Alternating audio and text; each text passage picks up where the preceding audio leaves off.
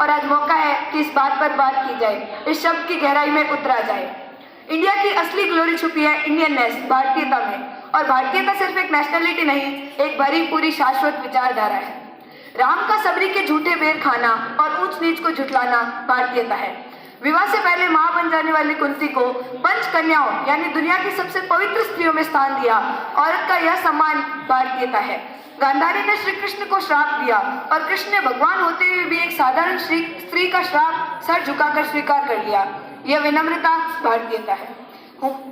रानी कलावती की राखी मिलने पर हुमायूं अपनी पूरी फौज के साथ उनकी मदद के लिए पहुंच गए।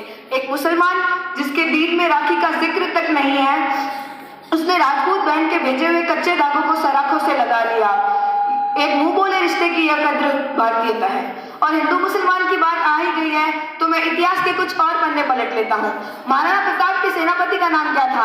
हाकिम खान, एक मुसलमान जिसने राणा के लिए हल्दी घाटी में अकबर से लोहा लिया। अकबर का सेनापति कौन था? राजा मान सिंह, एक हिंदू। जब शिवाजी अफजल खान से निहत्थे मिलने जा रहे थे तो उन्हें बाग नग पहनकर जाने की सलाह किसने दी थी? रुस्तम-ए-जमाल, उनके मुसलमान मंत्री ने। अगर शिवाजी उस दिन निहत्थे चले गए होते तो शायद वह मर्द मराठा कभी दुश्मन के खेमे से वापस नहीं लौटता।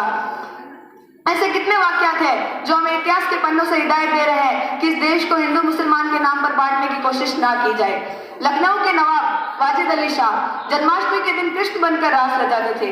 अकबर के नवरत्न जिनमें राजा टोडरमल, राजा मानसिंह और बीरबल जैसे हिंदू भी शामिल रहे।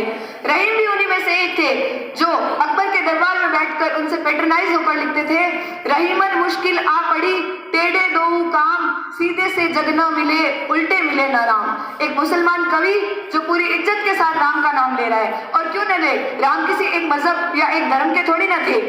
अगर उसी अवध में आज भी अगर खान चाचा का इंतकाल हो जाए तो पांडु जी के दरवाजे पर आई हुई बेटी की बारात को बैंड बजाने की इजाजत नहीं दी जाती, यह कह के कि मोहल्ले के बुजुर्ग गुजर गए हैं। ये जश्न का नहीं, मातम का वक्त है। और अंत में मैं लक्ष्यराज बिट्टू आप सभी के सामने एक कविता दोहराना चाहूंगा जिसका शीर्षक है मैं उस भारत से आता हूँ। मैं उस भारत से आता हूँ जिसके होठों पे गंगा और हाथों में तिरंगा है।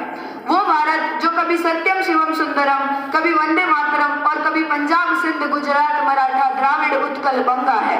मैं उस भारत से आता हूँ जो ठुकराए हुए लोगों की शरण स्थली बन जाता है और 7 समंदर पार परदेशियों को भी सिस्टर्स एंड ब्रदर्स कहकर पुकारता है। मैं उस भारत से आता हूँ जहाँ अगर नारी का अनादर हो जाए तो हमारा बच्चा बच्चा हनुमान बन जाता है। पढ़ो हमारा इतिहास जो हमारे मस्तक पर लिखा है। एक दुशासन ने हमारी बेटी का आंचल खींच लिया, हमने 100 भाइयों की चिता जला दी।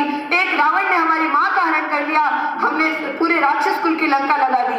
मैं उस भारत से आता हूँ जो न कभी झुका, न डरा, न रुका। धन्यवाद। जय हिंद, जय भारत।